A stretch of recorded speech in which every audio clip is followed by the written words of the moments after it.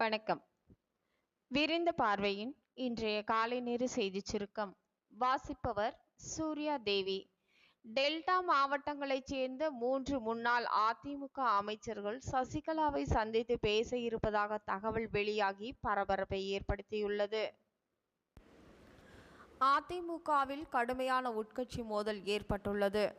எதிர்பார்க்காத மோதல் கட்சிக்கு உள்ளே எழுந்துள்ளது. வரிசையாக 10 தேர்தல்களில் அதிமுக தோல்வி அடைந்துள்ளது. அதிமுகவின் செல்வாக்கு சரியும் நிலையில் அதிமுக மாஜி அமைச்சர்கள் 6 பேர் எடப்பாடி பழனிசாமியை சந்தித்து பேசியுள்ளதாக கூறப்படுகிறது. அதிமுகவில் நீக்கப்பட்டவர்களை ஒருங்கிணைக்க வேண்டும் என்று கோரிக்கை விடுத்ததாக கூறப்படுகிறது. தமிழ்நாட்டில் மாணவர்கள் பாஸ்மார்க்கை நோக்கி செல்லவில்லை எனவும் டாஸ்மார்க்கை நோக்கிதான் செல்கிறார்கள் எனவும் தமிழ்நாட்டில் அனைத்து டாஸ்மார்க் கடையும் அடைக்க வேண்டும் எனவும் மதுரை ஆதீனம் தெரிவித்துள்ளார்.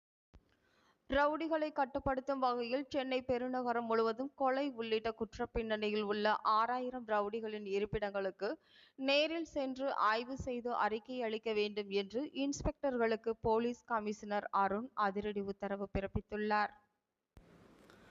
சென்னை பெரம்பூரில் படுகொலை செய்யப்பட்ட பகுஜன் சமாஜ் கட்சி மாநில தலைவர் ஆம்ஸ்ட்ராங் உருவப்படத்திற்கு பாமக தலைவர் அன்புமணி ராமதாஸ் மரியாதை செலுத்தினார்.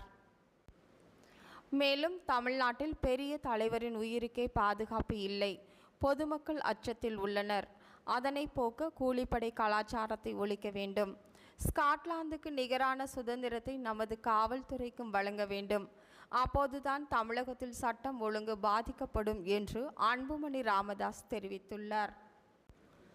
தமிழக அரசு வைத்த கோரிக்கையை ஏற்று மறைந்த தமிழக முன்னாள் முதல்வர் கருணாநிதியின் நினைவாக நினைவு நாணயம் வெளியிட மத்திய நிதி அமைச்சகம் சார்பில் நிதி அமைச்சர் நிர்மலா சீதாராமன் அனுமதி வழங்க உள்ளார்.